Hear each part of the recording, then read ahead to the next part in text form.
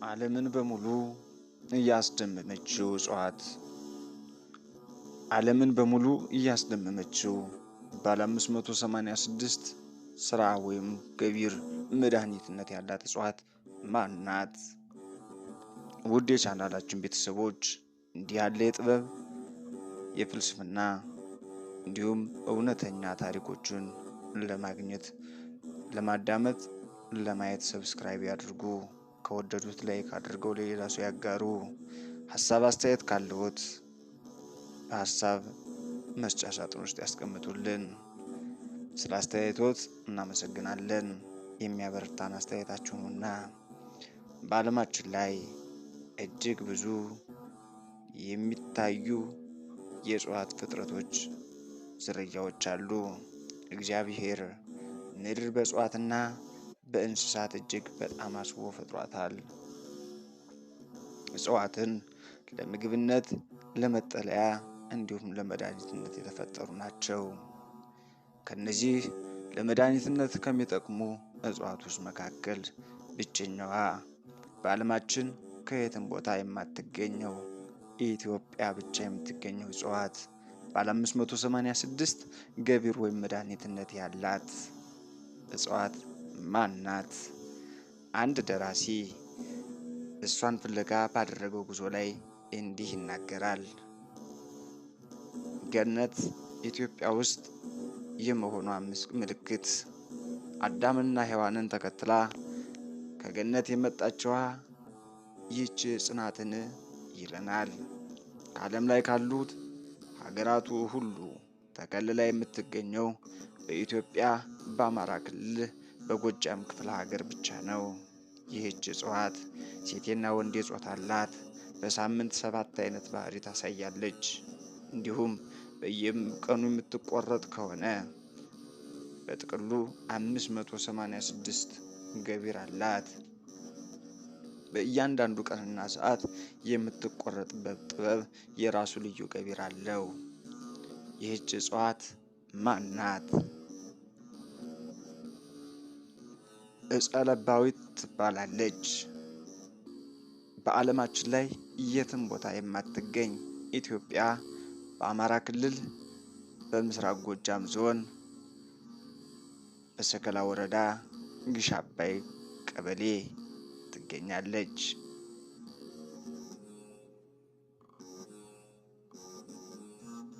ይህችም ዕፀ ለባዊት ወንዴና ሴቴ ይባላሉ። ሴቴ ዕፀ ለባዊት ሔዋን ከገነት ስትባረር ይዛት የመጣች ስትሆን እንደ ሴቴ የራሷ ብልት ቅርጽ አላት። በዚህ በሴቴ ብልቷ ወሩ በገባ በ27ኛው ቀን ለተከታታይ 7 ቀናት ታለቅሳለች። የምታለቅሰው ወይም ፈሳሽም የምታወጣው በአፈ ማህጸኗ ሲሆን የሚወጣው ፈሳሽ ደም ነው። በትክክል የሰው ደም ይመስላል። ቀይ ፈሳሽ ነው። ስትነግዝ ወይንም ስትቆረጥ ወሩ በገባ በ27ኛው ቀን የሚፈሳት ደም ውሎ ሲያድር ትል ይፈጥራል። እናም ይህኔ ሴት በየወሩ በአፈ ማህጸኗ የሚፈሰውን ከል የምትመለከት ይህች እጽዋት በጎጃም ውስጥ ከየትኛውም ቦታ አትገኝም ይላሉ አበው ጠቢባን ሊቀ ሊቃውንት የእጽዋት ሊቆች። ዕፀ ለባዊት ዓለም ላይ ካሉ የጥበብ እጽዋት ሁሉ ብቸኛዋና ባለ 586 ገቢር እጽዋት ናት። ዕፀ ለባዊት ጎጃም ውስጥ መኖሯን የዓለም የእጽዋት ምርምር ሳይንቲስቶች ሁሉ ፈልገው ደርሰውባታል። ነገር ግን በእጃቸው ሊይዟት፣ ሊቆርጧት እንዲሁም በዓይናቸው ሊያዩት አልቻሉም። እነርሱ የደረሱበት ከጎጃም ውስጥ መኖሯን ብቻ ነው። ስትቆረጥ ወይንም ለመድኃኒትነት ለመሆን ስትነግዝ በጥንቃቄ ምስጢሩ በዕፀ አለቃ ምስጢር ካልሆነ በስተቀር እጅግ አስከፊና አደገኛ መሆኗን እንደ አውሮፓውያን እስካሁን ባጠፏት ነበር።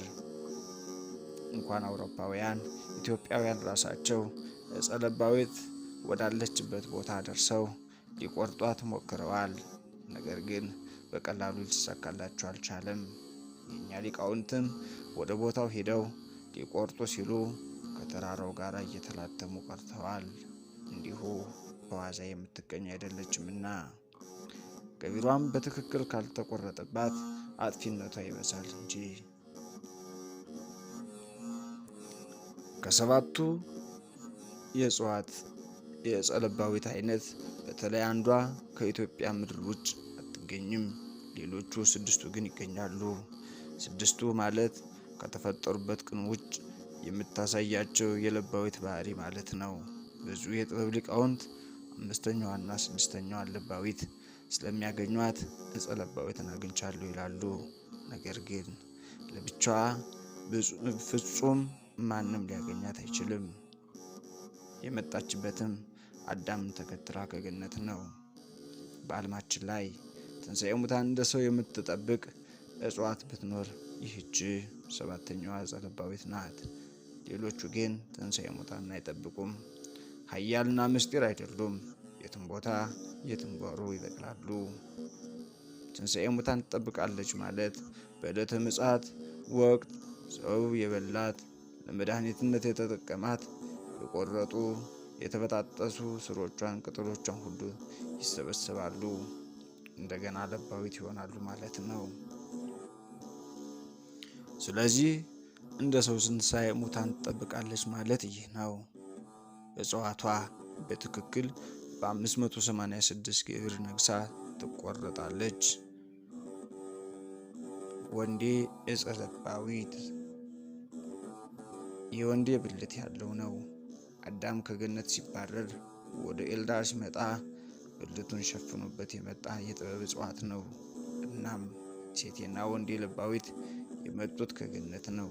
ነገር ግን ዋናውና ሰባተኛው የሚስጥር እጽዋትን ነው። ትክክለኛዋ የሚስጥር ለባዊት የምትገኘው በተፈጠረችበት ቀን ብቻ ነው። እጽዋትና እንስሳት ደግሞ የተፈጠሩት ቀን በሁለት ሲሆን እርሱ የተፈጠረበት ቀን ለመገመት ያዳግታል። ግሩማን መላእክት ረቡዕ ሲፈጠሩ፣ ሌሎቹ እንስሳት ሐሙስ ተፈጠሩ። እጽዋትም እንዲሁ የማክሰኞና የረቡዕ ፍጥረቶች ናቸው። ለባዊት ከዚህ ቀኖች በአንዱ በተፈጠረችበት ቀን ብቻ 586 ገቢር ተቆርጣ ለጥቅም ትውላለች።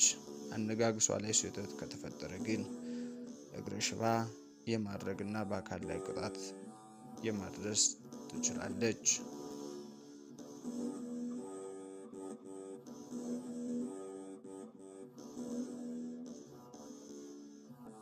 አዳምና ሔዋንን ልብሳቸውን እግዚአብሔር ቁርበት ሰጣቸው ይላል መጽሐፉ። ነገር ግን አዳም በዕፀ በለስ ምክንያት ጸጋው ሲገፈፍ በውዱድ ሰማይ በመንበረ መንግስት ያሉ ኪሩቤልና ሱራፌልን የማየት ጸጋው በተገፈፈ ጊዜ የጥበብ እጽዋትን ለባዊትን ሌሎችንም እጽዋት ትቶ ወደ መሬት መምጣት አልፈለገም ነበር። ይህ ሁሉ ጥበብ ሲጠቀምበት የነበረ በዚቹ በለባዊት ነበር። 586 ገቢር ማለት እጅግ ብዙ ምስጢር ነው። መሪራ ሳማን በላይም ከ150 በላይ ዕፀ ለባዊትን ገቢር እንዳላት ጠቁመዋል። ነገር ግን ሊቃውንት እጅግ የእጽዋት ሊቀ ሊቃውንቶች ገነት ኢትዮጵያ ውስጥ የመገኘቷ ዋና ማስረጃው ዕፀ ለባዊት ኤልዳ በኤልዳ ጎረቤት አካባቢ መገኘቷ ነው ብለው ይስማማሉ። ዕፀ ለባዊት ለምን አዳምና ሔዋንን ተከትላ ወደ መሬት መጣች ቢባል እጽዋቷ በጥንቃቄ ካልተያዘች እጅግ አደገኛ ገዳይ ስለሆነች በገነት ውስጥ ያሉ ተንቀሳቃሽ እንስሳትና እጽዋትም አዕዋፋትም ጥቅል ፍጥረታት እንዳይጠፉብኝ አዳም ሚስጥሬ እንደተነገረው በጥበብ ይጠቀምብኝ ዘንድ ብላ ወደ መሬት መጣለች ቀርታለች ይላሉ።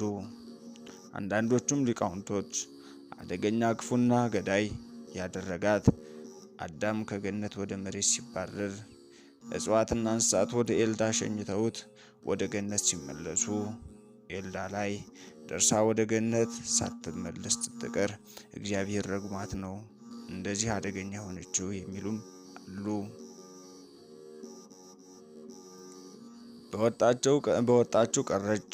ስለዚህ እንደ ሴት ረግሟት በዛው ሴቷ ለባዊት የሴትን ባህሪ ተላብሳ ወሩ በገባ በ27ኛው ቀን በአፈ ማኅፀኗ የሴቶቹን የወር አበባ ከል ምሳሌ ሆነው ቆረ የሚሉ ገጥመውኛል። ነገር ግን እግዚአብሔር ቢረግማት ኑሮ የጥበብ እጽዋት እንዳትሆን ጥበብ የሆነችበትን ምስጢር ይሸፍንባት ነበር እንጂ ለመድኃኒትነት በተለያዩ ምስጢራት አትውልም ነበር ይለናል ደራሲው። በእርግጥ ብዙ ሊቃውንት ዕፀ ለባዊትን አያውቋትም። ዕፀ ለባዊት እያሉ የሚጠሯት ትክክለኛዋን ሳይሆን አምሳያዋና ሌሎቹን ደማዊትና ሌሎች እንስሳትን መሰል እጽዋት ነው። ትክክለኛ ጥበብ የጥበብ ሊቃውንት የደሸት ትውልድ ዘረደሸቶች ግን ከዓለም ተሰውራ በኤልዳ አካባቢ ብቻ የምትገኝ እጽዋት ለባዊት ናት ሲሉ ከአዳምና ከሔዋን ጋር እንደመጣች ያረጋግጣሉ። አንዳንድ ታሪኮች አዳምና ሔዋን ከገነት ሲባረሩ ጥጥ ለብሰው መጡ ይላል። በሌላ በኩል ደግሞ እግዚአብሔር ለአዳምና ለሔዋን ቆርበት እንደሰጣቸው ያሳያል። ገድለ አዳም ላይ ደግሞ ምን እንልበስ ብለው ሲጠይቁት አንበሶች ወደ አተረፏቸው በጎች ሄዱ፣ የእነሱን ቆዳ ልበሱ ሲል እናያለን። ነገር ግን አዳም ወደ ኤልዳ ሲመለስ ከገነት ባሻገር እንደነበረ በርካታ ማስረጃዎች ቢኖሩም ዕፀ ለባዊት ግን በኢትዮጵያ ምድር ብቻ መገኘቷ አንዱ ገነት በኢትዮጵያ ምድር የመገኘቷ ምስጢር ነው። ገነት በኢትዮጵያ ናትን ይላል ደራሲው። ዕፀ ለባዊት በሌላኛው የልሂቃን እይታም ብዙ ነገር ይባልላታል። ይህ የብዙ ገዳማውያን አባባል ነው። ዕፀ ለባዊት አረንጓዴ፣ ቢጫ፣ ቀይና ሰማያዊ ቀለም አሏት። ይህም ለኖህ የተሰጠ የቃል ኪዳኑና የኢትዮጵያ ሰንደቅ ዓላማ ምሳሌ ነው። በተለይ ለባዊት በሚያዝያ ወር የምታብበው አበባ ከተገኘ ለብዙ ነገር በተለይም ለኤልያስ ሰረገላ ያገለግላል። እናም ዕፀ ለባዊት ጎጃም ስለመሆኗ ገነትም በዚያ መሆኗ አንዱ ማስረጃ ነው ይላሉ። አንዳንዶቹ ከዚህ የሚቃረኑ ደግሞ ስለ ኢትዮጵያ ሰንደቅ ዓላማ የኖህ መርከብ አራራት ተራራ ላይ አልፋ ውሃው መስከረም 1 ቀን መጉደል ሲጀምር ከዚያም በመስከረም ወር ውስጥ አራራት ተራራ በአደይ አበባ ሸብርቆ ሲታይ አረንጓዴው ቀለም በአደይ አበባ ቅጠል፣ ቢጫው ቀለም በአደይ አበባ ቀይ፣ በአደይ አበባ እግርና ግንድ ቀለም መሰረት የተሰጠ ነው ይላሉ። ቢሆንም ግን አብዛኞቹ ሊቃውንት የሚስማሙበት በለባዊት አበባ የተመሰጠረ መሆኑን ነው። እኔም ደግሞ ይህንን ሀሳብ ሳልቀበለው አልፋለሁ ይላል ደራሲው። ምክንያቱም የኖህ መርከብ አራራት ተራራ ላይ ሆና ውሃው ሲጎድል እንኳን የአደይ አበባ ቀርቶ ቅጠል ያለው እጽዋት እንደማይኖር ግልጽ ምክንያት ነው ይላል ደራሲው። ምዕራብ ጎጃም ዞን ግሽ አባይ ሰከላ በግዮን መፍለቂያ ጉያ አካባቢ ስለ ዕፀ ለባዊት አንድ እውነተኛ ታሪክ ተብሎ የሚነገር ታሪክ አለ። ይህ ታሪክ እውነት ስለመሆኑ መጠየቅ ስላለብኝ አበው ሊቀ ሊቃውንትን በመጠየቅ ሰው ከሰውና ከዛር ተወልዶ ሰው ሆኗል ይላሉ። ታሪኩ እንዲህ እተነትነዋለሁ። በግዮን ወንዝ መፍለቂያ በሰከላ ምድርና አካባቢዋ ብዙ የእጽዋት ተመራማሪ ሊቃውንተ ደሴቶች ትውልዶቻቸው ዘረደሸቶች ቅሪቶች እና አለቃ ክንፌና እና አለቃ ሙሴ የሚባሉ የእጽዋት ሊቃውንት ነበሩ። የተወሰኑት አሁን አሉ። ትውልዳቸው በአብዛኛው በዕፅ ሊቅነቱ ይታወቃል። ዓለም ሁሉ የእጽዋትን አለቃ የሚያውቅ ይህ ትውልድ ብቻ ነው ይባላል።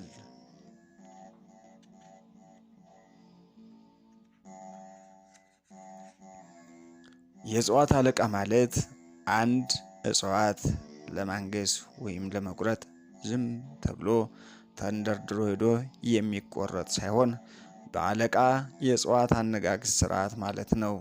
ልክ እንደ ፌዴራል ፖሊስ ስራ የራሱ አወቃቀር፣ እጽዋትም የራሳቸው የሆነ አለቃ አላቸው። አለቃቸውም 10 አለቃ፣ 50 አለቃ፣ 100 አለቃ፣ ሻለቃ ከዚያም ንጉስ ነው። ስለዚህ አንድ እጽዋት ሲቆረጥ በየትኛው አለቃ ውስጥ እንደሆነች በመመርመር 10 አለቃው የሚቆረጥ ከሆነ 50 አለቃው እገሌ የሚባል እጽዋት ጋራ መግባቢያቸው ይህ ነው። ስለዚህም ተግባር ሁነኝ ብሎ የሚቆረጥበት መንገድ ነው። ይህ ምስጢር ሳይገለጽ አለቃውንም ሳያሳውቅ ቆራጩ ወይንም አንጋሹ እጽዋቱን ቢቆርጠው የተባለውን ያክል ተግባር ወይም ለመድኃኒትነት አያገለግልም። እንዲሁም ከዚህ ውጭ እጽዋት በአካል ላይም ሆነ በአእምሮ ላይ ከፍተኛ ጥፋት የማድረስ አቅም አላቸው። ካለ አለቃና ካለ አግባብ ከተቆረጡ ይቀጥፋሉ።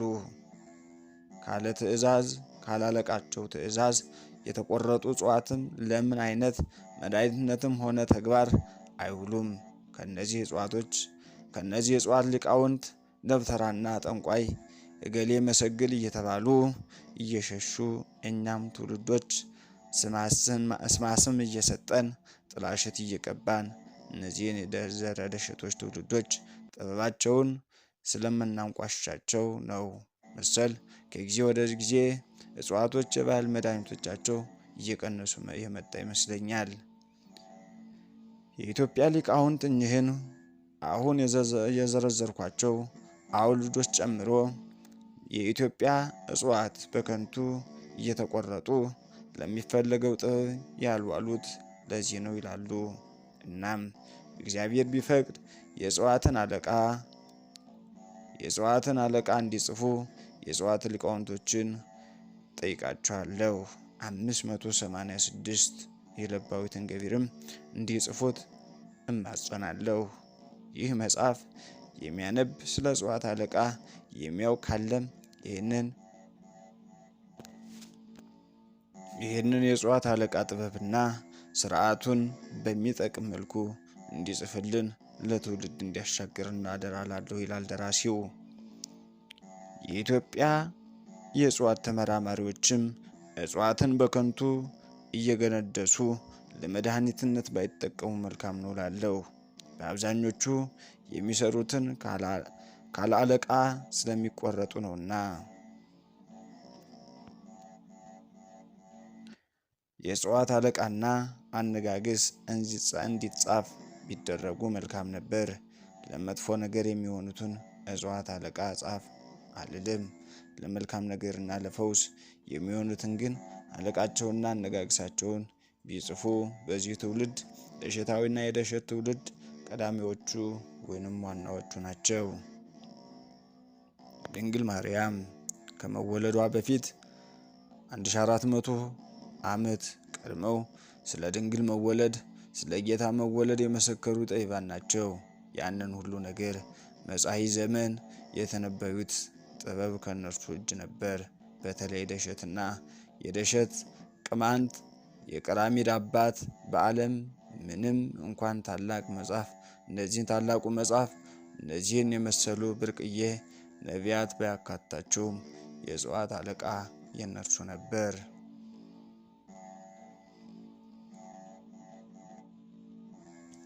እንግዲህ የኔ የእጽዋት አለቃ የሚባለውን ለትውልድ በሚገባና በሚመጥን እንዲሁም በሚጠቅም መንገድ ጻፉልን እላለሁ።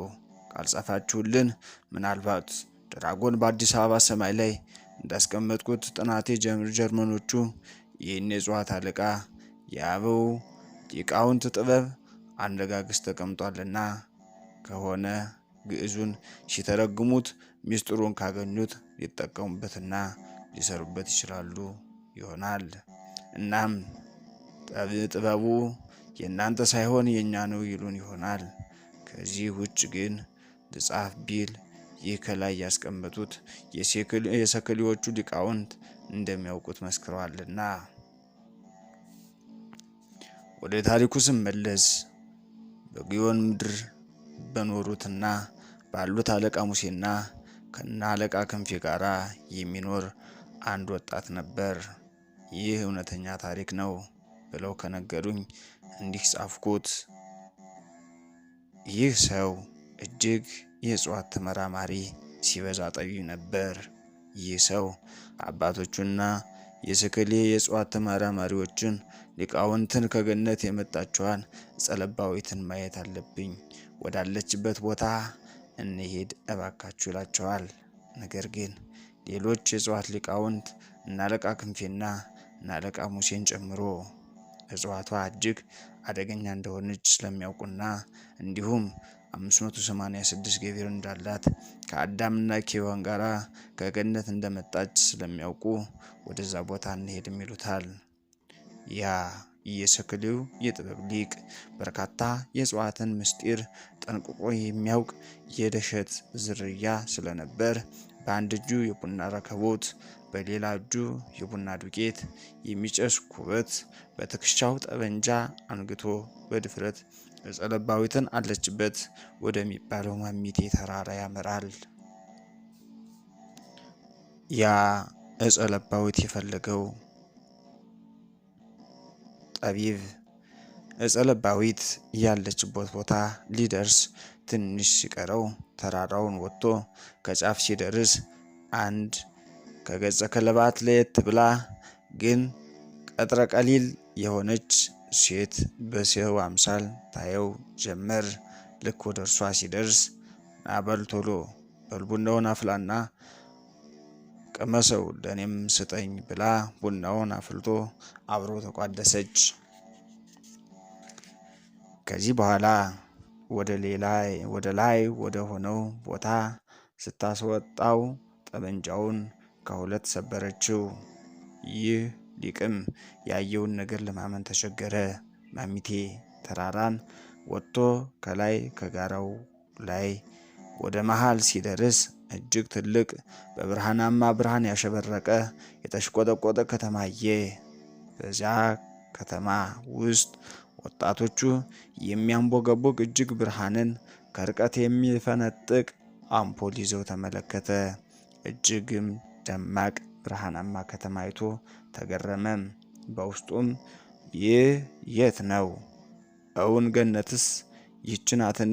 በማለት ሲደመም አመሸ። በመሸ ጊዜም ያቺ ሴት የወርቅ እንጥልጥል ያለበት መጋረጃ ውስጥ የወርቅ ምንጣፍ፣ የወርቅ አልጋ፣ የወርቅ መጋረጃና የወርቅ ግድግዳ ያለበት የወርቅ አልጋ ላይ የወርቅ ልብስ አልብሳ በሆነ ክፍል ውስጥ እንዲተኛ አደረገችው። በዚህ ሌሊት ይህች ሴት ወደ እንግዳው ሰው ወደ ሊቁ ሄዳ አብረን ካላደርን ሩካቤ ካላደረግን ትለዋለች። ሰውየውም ከዚህች ሴት ጋራ ማሚቴ እያለ ነበር የሚጠራት። አብሯት አደረ። እርሷም በወሲባዊ ፍቅር ሲያስደስታት አደረ። ሲጠራትም የነበረው ማሚቴ በሚል ስም ነበር።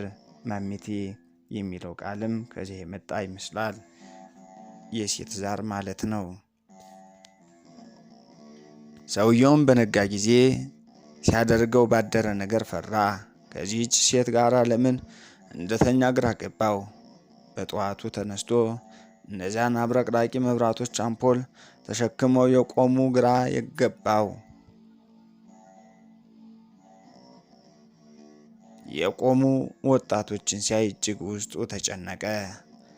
ወደ ቦታው የሄደው ስለ ዕፀ ለባዊት ምስጢር ለማወቅ ቢሆንም ስለ ዕፀ ለባዊት ፈጽሞ አልጠየቀም ነበር።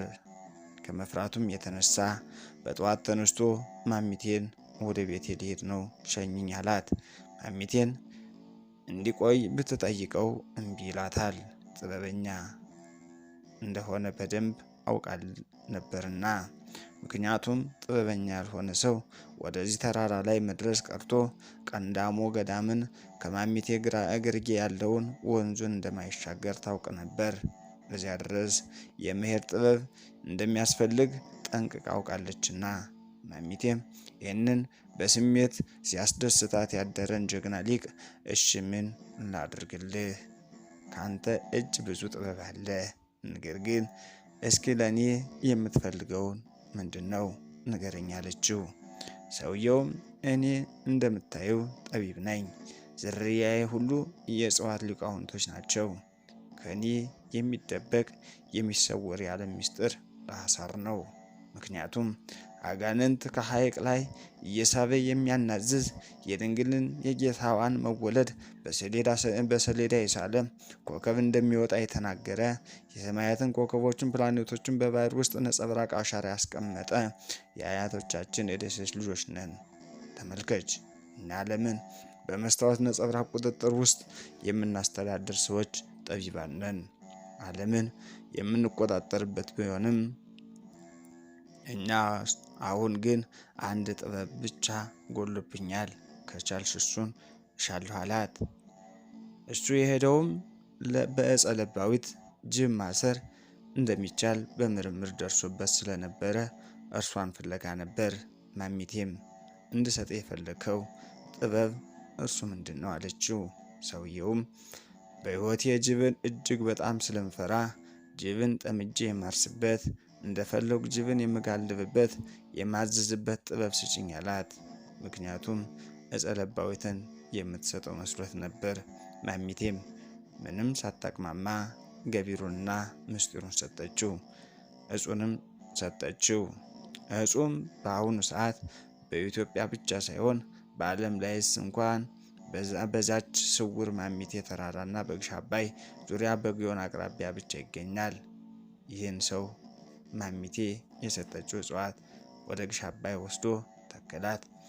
በግሽ አባይ ዝርያ ዙሪያ በግዮን መፍለቂያ ትራስ ይገኛል።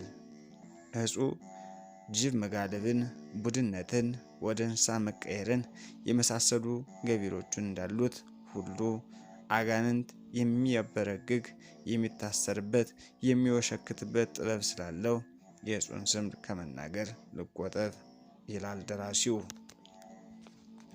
ወደ ታሪኩ ስመለስ ምክንያቱም ክፉ ስለሚበዛ ተጠነቀቁበት። ይህ ሰው ከዚህች ስውር ቦታ በተሰጠው ጥበብ ቀን በቀን ጅቦቹን ጠርቶ ጠምዶ ሲያርስ የአካባቢው ሰዎች ይመለከቱና ግሩ ይሉ ነበር። የእጽዋት ሊቃውንቱ ሁሉ ይህንን ጥበብ ይጠይቁት ነበር። ይህ ሰው ሲኖር ከ8 ወር ከ29 ቀን በኋላ አንዲት ሴት ነጋሪቷን አስጎስማ ሰራዊቷን አስከትላ አድራሻውን ነግሯት ስለነበር ወደ ግሽ አባይ ዙሪያ ሰውየው መኖሪያ አካባቢ ትመጣለች። ሰውየውም የቤቲቱ ሚስቱን ልትወለድ ስለነበረ በስራ ደፋ ቀና ይል ነበር። ከዚያም ሰራዊቷን አስከትላ ወደ ቦታው የመጣች ሴት ሰውየውን አስጠራችው። ሰውየውም ከቤት ወጥቶ ሰራዊት ያስከተለችውን ሴት ሲመለከታት ግራ ገባው። ሴትየዋ ያስከተለቻቸውን ያጀቧትን አሽከሮቹን ሲመለከት ያየበት ቦታ ለማስታወስ ሞከረ። ያች ሴትም ማሚቴ መሆኗን አሳውቃ በተረጋጋ መንፈስ ስታስረዳው ያረገዘችውም ልጅ የእርሷ እንደሆነ ስትነግረው ገባው። በእጃቸውም ታላላቅ የብርሃን አምፖል ይዘው የነበሩትን አሽከሮቹንም እንደከበቧት ቆመው ነበር። ከዛም መውለጃዋን አዘጋጅልኝ አለችው። የቤቲቱ ሚስቴ ልትወልድ ነው፣ ስለዚህ እንዴት አድርጌ አላት።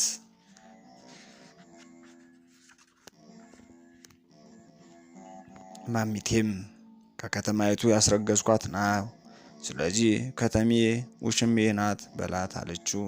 እርሱም እንደተባለው አደረገ። ማሚቴም ሰውየውን ወደ አዘጋጀላት መውለጃ ክፍሏ ስትገባ ሰራዊቶቹ ትተዋት ሄዱ። በፍጥነት ካጠገቧ ተሰወሩ። ማሚቴም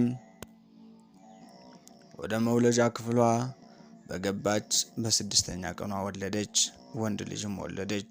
40 ቀን ሲሞላው አባቱን ጠርታ ወደ እኔ ሆኖ እንዲያድግ ትፈልጋለህ ወይንስ ወደ አንተ ብላ ጠየቀችው።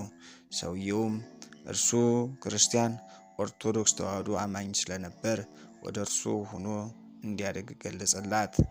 ከዛም ልጁን ክርስትና አስነስቶም ሰጣት። ከተወሰኑ ቀናቶች በኋላ ልጁን ይዛው ጠፋች። 18 ዓመት ሲሞላው አምጥታ ለአባቱ አስረከበችው። እና እንዴት በዚህ ቦታ ዕፀ ለባዊት ብትኖርስ ገነት እንዴት በዚህ ምድር ውስጥ ለመኖር ምክንያት ትሆናለች ይላሉ። ምናልባት ግን ይህች ማሚቴ የምትባል ሴት ምን ልትሆን እንደምትችል የመጣልኝ ይህች ሰው የዛር ዘር እንደሆነች ነው። አሊያም በ1280 ዓመተ ዓለም ገደማ ሴት ዘንዶ ወለደች ተብሎ ስለተጻፈ ሰው ከሌላ እንስሳት ጋር ሩካቤ ቢፈጽም ሰው መውለድ አይችልም እንጂ ያንን ራሱን እንስሳውን መውለድ እንደሚችል በተክለ ጻድቅ መኩሪያና ስራ ላይ ማየት ይቻላል። በዋናነት የመጣልኝ ሀሳብ ግን መጽሐፈ መሳቅል ዛር ውላጅና ስጋ ለባሽ አጋንንት በሚለው ርዕስ ውስጥ የዛር ውላጅ ማለት የዛር ልጅ ወይንም ውቃቤ ያለበት ሰው ማለት ነው። የዛር መንፈስ በስጋ ለባሽ ሕይወት ውስጥ ገብቶ ራሱን እንደሚያባዛ ሰውም እንደሚገዛ የሚናገሩ ሊቃውንቶች አሉ። እነዚህን የዛር መናፍስት ልቡሳነ ስጋ አጋንንት ይሏቸዋል። በድርሳነ ሚካኤል ውስጥ ስለ ልቡሳነ ስጋ አጋንንት እንዲህ የሚል እናገኛለን። ዳሩ ግን በባሕርና በየብስ የሚኖሩ ስጋን የለበሱ አጋንንት አሉ። እነርሱም እንደ ሰው ያገባሉ፣ ይጋባሉ፣ ይወልዳሉ፣ ይዋለዳሉ፣ ዳግመኛም ይሞታሉ ማለት ነው ይላል። እዚህ ላይ ከሰው ጋር ስለማዋለዳቸው የሚያሳየን ነገር ባይኖርም ከዚህ ታሪክ ጋር ተቀራራቢ ነው። እርስ በርሳቸው ይዋለዳሉ እንጂ ከሰው ጋር አላለምና። ከሰው ጋር ከተዋለዱስ እንደ ኔፍሊሞች ወይንስ ምን አይነት ድቅ ሊፈጠር ይሆን ብዬ ሳስብ እጨነቃለሁ። ይህ ታሪክም ሰዎች እውነተኛ ታሪክ አድርገው ቢነግሩኝም ሂጄ እስከማጣራ ለጊዜው ከሰው ልጅ ከዛር ስጋ ለባሽ ዛሮችና ውላጆች ጋር ተዳቅሏል ብዬ እንዳልጽፍ ሊቃውንት በቁጣ የሚመለከቱት ያልተጻፈ ነገር ላይ ቁጣ እንደሚያስነሳ ተሰማኝ እንጂ አልፈራሁም ይላል ደራሲው። በመፍራት የሚመጣ እውነተኛ ለውጥ የለምና ንግሥተ ሳባ የዘንዶ ልጅ ናት ብለውስ አይደለምን? ኢትዮጵስ ሁለተኛ የግርማ ዘውዱ መጽሐፍ የሰው ልጅ ዘንዶ ወለደ የሚል ታሪክ ቢያስቀምጥም ለኔ ኢትዮጵያ በዘንዶ 800 ዓመት በዘንዶ አምልኮ ውስጥ አልፋለች ቢልም ታሪኩም የንግሥት ማክዳ ሳባ ኢትያ ቅድማያት የዘንዶ እህት እንደሆነች ያብራራል። አንዳንዶቹም ንግሥቷ የዘንዶ ልጅ ናት በማለት የጻፉም አልጠፉም። ዘመኑም ከዮቶር አብ በ1680 ዓመተ ዓለም እስከ ንግሥት ማክዳ ወይም ሳባ ድረስ ባለው 650 ዓመት ገደማ ነው። በዚህ ዘመን ግን ኢትዮጵያ በዘንዶ አምልኮ ውስጥ አንድ ሴት ዘንዶ ከዘንዶ ወልዳለች የሚል ከእውነታ የራቀ ተረት አለ። ሰው ከዘንዶ ከወለደ ሰው ከዛር መውለዱና መዋለዱማ ቀላል ይመስለኛል። ይህ ታሪክ በሰፊው የምከራከርበት ነገር ስላለ በዚህ አምድ ውስጥ ግልጽ ስለማላደርግ ላልፈው ነው።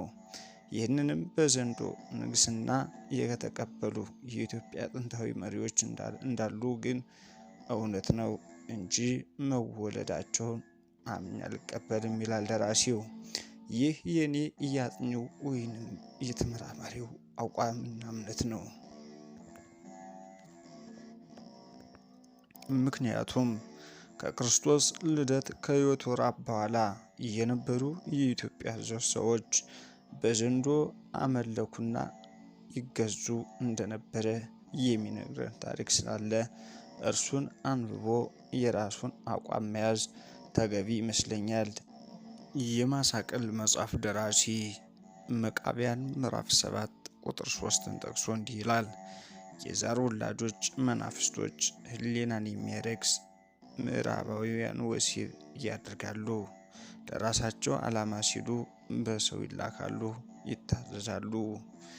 ስለዚህ ይህ ከሆነ ሀገራችን ሰው ከመናፍስት በተለየ በቅርብ ጊዜ ከዛር ውላጅ ጋር መዳቀሉን እንጂ ይህ ምስጢር እውነታ የገነት በር ለመፈለግ ከጅማሮ አምኖ መቀበል ያዳግታል።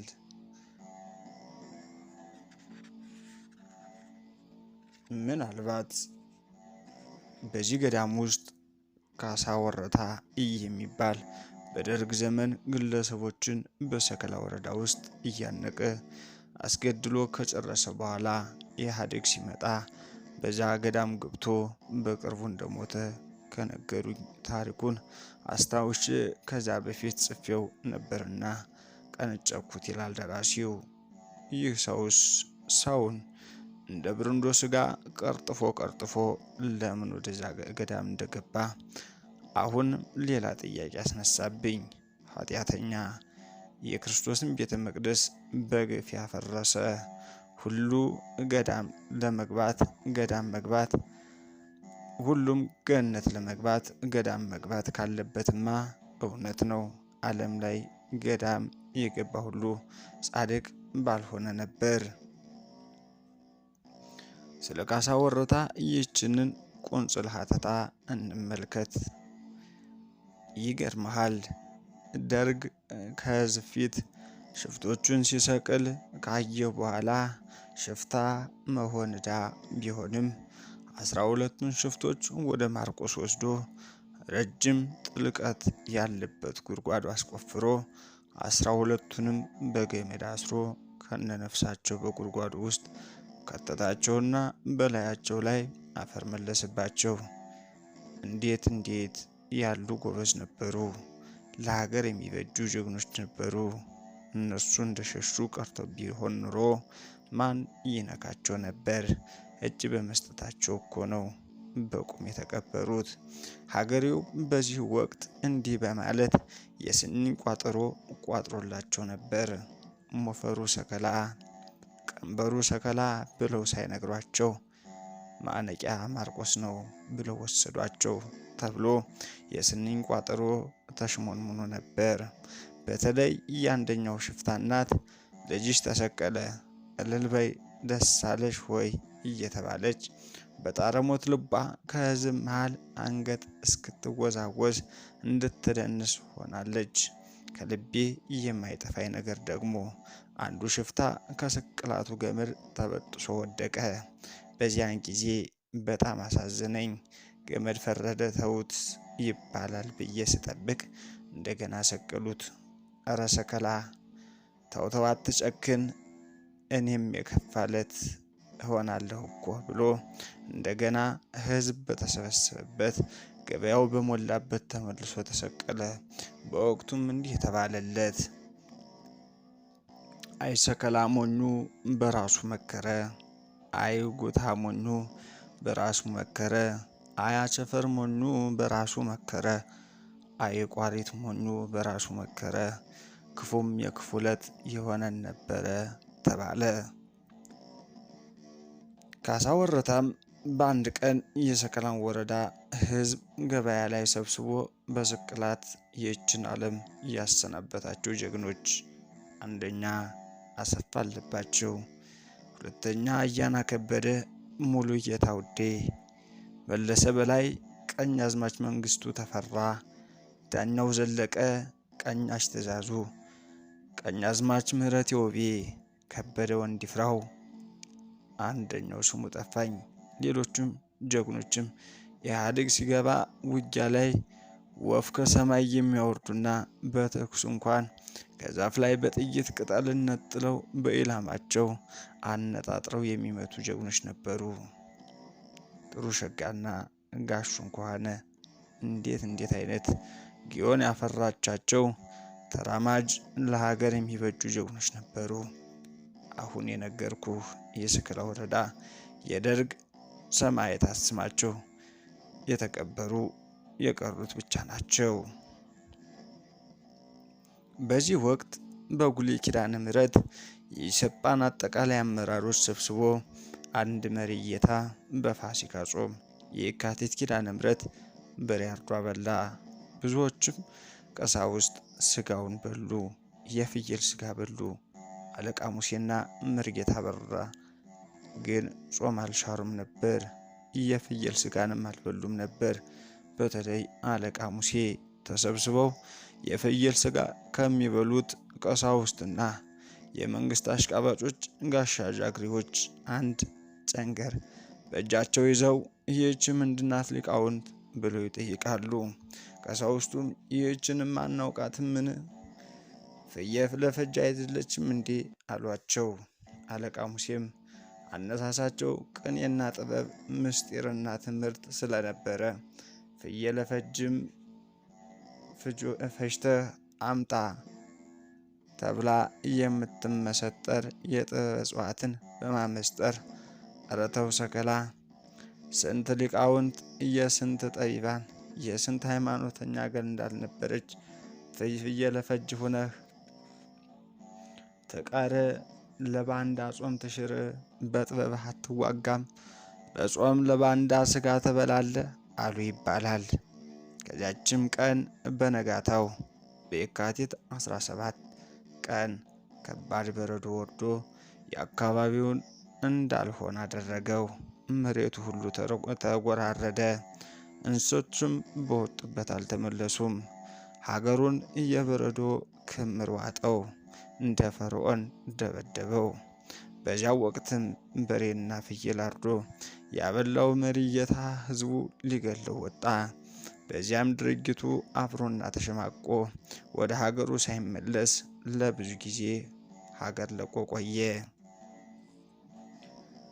ከሆነ ጊዜ በኋላም ሕዝቡ ትተንሃል ምረንሃልና ተመለስ፣ ወደ ሀገርህ ግባ፣ ጊዜ ነው ያሳሳተህ፣ ጭንቅ ነው ስጋ ያስበላህ፣ ሃይማኖትህን ያስካደህ፣ በንስሐ ተመለስ ብሎ ደብዳቤ ልኮለት መሪጌታውም ወደ ቦታው ተመልሶ አሁን ድረስ አለ። ብዙ ፍየልን የበሉ ቀሳውስት ግን አሁን በሰከላ ከተማ አሉ። እኔም እንደተናገረኝ አውቃቸዋለሁ፣ እነርሱም ራሳቸውን ያውቃሉና እንደዛ ካለ ደፋር ዘመን ብቻ ይሰውረን። ወደ ዋናው ቁም ነገር እንመለስ። ስለዚህ ወደ ቀንዳሙ ገዳም መሄድ ያስፈልገኛል። ምክንያቱም የጸለባዊት ቁም ነገር ይዞ መምጣት ይጠበቅብኛል። እሺ፣ አሁን የግድ ወደ ቀንዳሙ ገዳም መሄድና ከቀንዳሙ ገዳም ባሻገር ጸለባዊትን የዚህ ገዳም መስራች እናት ማሚቴ ለልጇ ምስጢር ነግራው ይሆን? ማሚቴስ ማን ትሆን? ማሚቴስ ለምን ተባለች? ቀንዳሙ ገዳምስ ለምን ተባለ? ስለ ገነትና ኤልዳ እንዲሁም ኤልዳና ለባዊት ምን ምስጢር ይኖር ይሆን? ገነት ሴት ትሆን መፈለግ ስላለብኝ ተጓዝኩ ወደ ቀንዳሙ ገዳም። በጉዞ ሁኔታ የሚካተቱ የሚተረኩ የሚነገሩ በዚህ መጽሐፍ ውስጥ ያሉ እንቅስቃሴዎችን ብጽፍ ቦታ አይበቃኝምና ወደ ቦታው ደርሼ የምላቸውን ነገሮች ብቻ እንድጽፍ ተገድጃለሁ። ወደ ቦታው ደርሼ መረጃ ሳፈላልግ ከቀንዳሙ ገዳም ባሻገር የሆነች ተራራ አለች። ይህች ተራራ የአካባቢው ናሪ የማሚቴ ተራራ ብለው ይጠሯታል። ምክንያቱም ያች ተራራ ከዘመናት በፊት ማሚቴ የምትባል ዛር አካባቢውን እንዳይደፈር ማንም ሰው ወደዚያ እንዳይደርስ አስከብራው እንደቆየችና አሁን የበቁ አባቶች እንኳን ሊኖሩበት ፈልገው እንዳልቻሉ ይነግሩታል። ብዙ ሰዎች ወደዚች ማሚቴ ተራራ ለመውጣት ሞክረው ከተራራው ጋር እየተላተሙ እንደወደቁ ይናገራል። በአካባቢው የነበሩ አናብስትና አናብርት ድምጾቻቸው ሁል ጊዜ ከጊዜ ወደ ጊዜ እየሸሹ ቁጥራቸውም እየቀነሰ ሄዷል። ከዚህ በፊት ግን በማሚቴ ዘመን ያቺ ቦታ በነብርና በአንበሳ ትጠበቅ ነበር ይባላል። እናም እንግዲህ ዕፀ ለባዊትን ወየበቁ አባቶች እየጠበቋት ነው። ለማንኛውም ተላልፋ እንዳትሰጥ ወይም አጋንንት ሊጠብቋት ይችል ይሆናል። አጋንንትም ስለማይወዳት ሊደብቃት ይችላል። ሊቁና አንዳንድ የእጽዋት ሊቃውንት ግን በዛ በገነት በኩል በር በኩል እንዳለችና ከገነት አዳምን ተከትላ እንደመጣች ብቻ ነው የነገሩኝ። ቀንዳሞ ገዳም ላይም በቂ መረጃ አላገኘሁም። ሊቁ መሐሪ እጽዋቷን ከፈለኩም ቆርጦ አምጥቶ እንደሚያሳየኝ እንጂ እኔ ሄጄ እንዳያት አልፈለገም። ነገሩ ግን እውነት ነው። ዕፀ ለባዊት ከአዳምና ከሔዋን ጋር ከገነት መጥታለች። ሌሎች እጽዋትስ ሲመለሱ እርሷ ግን አልተመለሰችም። ወደፊትስ በዚህ ያልተጠቀሱ ሌሎች እጽዋት ከገነት አብረው ከዕፀ ለባዊት ጋር እንደመጡና የእጽዋቶችን ማንነት ወደፊት እነግራችኋለሁ ስላለኝ በዚህ ጽሑፌ ውስጥ አላካተቷቸውም ይላል ደራሲው። ቢሆንም ለእኛ ግን ዕፀ ለባዊትም ለዚህኛውም ትውልድ እንደ ገነት ተደብቃለች። በድፍረት እንደዚህ የሚለው ኢትዮጵያውያን እጅግ የረቀቁ ሊቃውንትና ጠቢባን የገነትና የለባዊትን መገኛ ስለሚያውቁ መናገር ጥፋት የለውም። በእርግጥ በመጽሐፍ ቅዱስም እጽዋት ከአዳም እና ከሔዋን ጋር አብረው ወደ መሬት መምጣታቸውን ወደፊት እናያለን። ለነገሩ እዚህ ምድር ላይ ገነት ብቻ አይደለችም የጠፋችው፣ የሙሴ መቃብርና የአልዓዛር መቃብር ሁሉ የታሉና። ቢታንያ ምድር፣ ግብፅ፣ ኢትዮጵያ፣ ጎጃም ሰከላ እንዴት ሆኖ? የዚች ሀገር ምስጢር እኮ ግሩም ነው። እሺ የሙሴ መቃብር የት ነው? ለምንስ ከሰው ተሰወረ? ሙሴ ለምን የመሬት ርስት ተነፈገችው? ክቡራን አድማጮች ተመልካቾቻችን ይህን በቀጣይ ክፍል እናየዋለን። ስላዳመጣችሁን እናመሰግናለን። ሀሳብ አስተያየት ካላችሁ በሀሳብ መስጫ ሳጥኑ ያስቀምጡልን። የት እንደሆነ እንደሚያዳምጡ በኮሜንት ያሳውቁን። እናመሰግናለን። እግዚአብሔር ይስጥልን።